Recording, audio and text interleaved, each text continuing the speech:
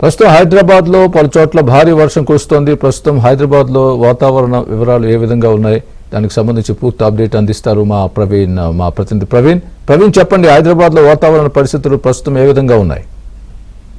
స్వామి, ముఖ్యంగా ఉదయం నుంచి కూడా తీవ్ర ఎండలతో ఇబ్బంది పడిన ప్రజలందరూ కూడా మధ్యాహ్నం నుంచి క్యూములోనింబస్ మేఘాలతో పూర్తిగా కారుమబ్బులు కమ్ముకున్నటువంటి పరిస్థితి కనిపిస్తా ఉంది. ఈ రోజు చూసుకుంటే ఈ రోజు నుంచి రేపు రుతుపవనాల ప్రభావంతో కూడా తెలంగాణ రాష్ట్ర వ్యాప్తంగా కూడా వర్షాలు ఉండే అవకాశం ఉందని చెప్పేసి వాతావరణ శాఖ ఇప్పటికే ప్రకటించినటువంటి పరిస్థితి కనిపిస్తుంది. ముఖ్యంగా 10 జిల్లాలకైతే ఎల్లో అలర్ట్ కూడా జారీ చేసింది. జోగులాంబ, గద్వాల జిల్లాలకైతే భారీ వర్షాలు కూడా ఉంటాయని చెప్పింది. అయితే ఎల్లో అలర్ట్ జారీ చేసినటువంటి జిల్లాల్లో రంగారెడ్డి, మేడ్చల్, హైదరాబాద్, ముఖ్యంగా జిహెచ్ఎంసీ కోర్ ఏరియాకి సంబంధించినటువంటి ఏరియాలో కూడా పూర్తిగా భారీ వర్షాలు సాయంత్రం కూడా కురిసే అవకాశం ఉందని చెప్పారు. అయితే ఇది ద్రోణి ప్రభావంతో అంచనా వేసినటువంటి విషయం. కాకపోతే క్యూములోనింబస్ మేఘాలు కూడా దీనికి తోడవడంతో రాబోయే 2-3 గంటలు మాత్రం భారీ వర్షాలు ఉండే అవకాశం ఉందని చెప్తున్నారు. అయితే చినుకు పడితేనే హైదరాబాద్ సాయంత్రం పూట అయితే మనకి ట్రాఫిక్ పద్మవ్యూహంలో చిక్కుకుంటూ ఉంటాం. ముఖ్యంగా ఐటీ కారిడార్ లో అయితే ఇంకా జంజాటం చూడలేని పరిస్థితి ఉంటుంది.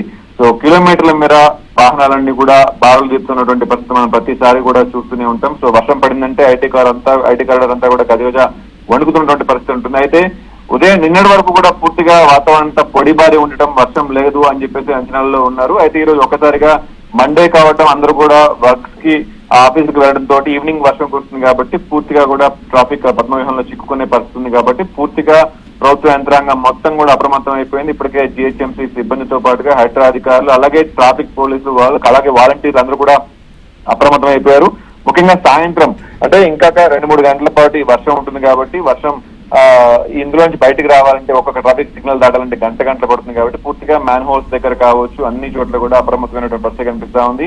అవసరమైతే తప్ప ఎవరు బయటకు రావద్దంటూ అలర్ట్ చేశారు ఇప్పటికే జిహెచ్ఎంసీ సిబ్బంది. ఐటీ వాళ్ళకు కూడా అటు రాచకొండ కమిషనర్ కావచ్చు, అలాగే సర్వర్ కమిషనర్ కావచ్చు, గతంలో కూడా అడ్వైజులు చేసిన పరిస్థితి కనిపిస్తుంది. సో ఈ మొత్తం మీద అయితే ఇంకొక 2-3 గంటల పాటు జిహెచ్ఎంసీ ఏరియాతో పాటుగా మేడ్చల్, వికారాబాద్, రంగారెడ్డి, హైదరాబాద్ జిల్లాలకైతే ఈ భారీ వర్షం దాదాపుగా 2-3 గంటలు ఉండే అవకాశం ఉందని చెప్పేసి వాతావరణ అధికారులు చెప్తున్నారు. Right Praveen, thanks.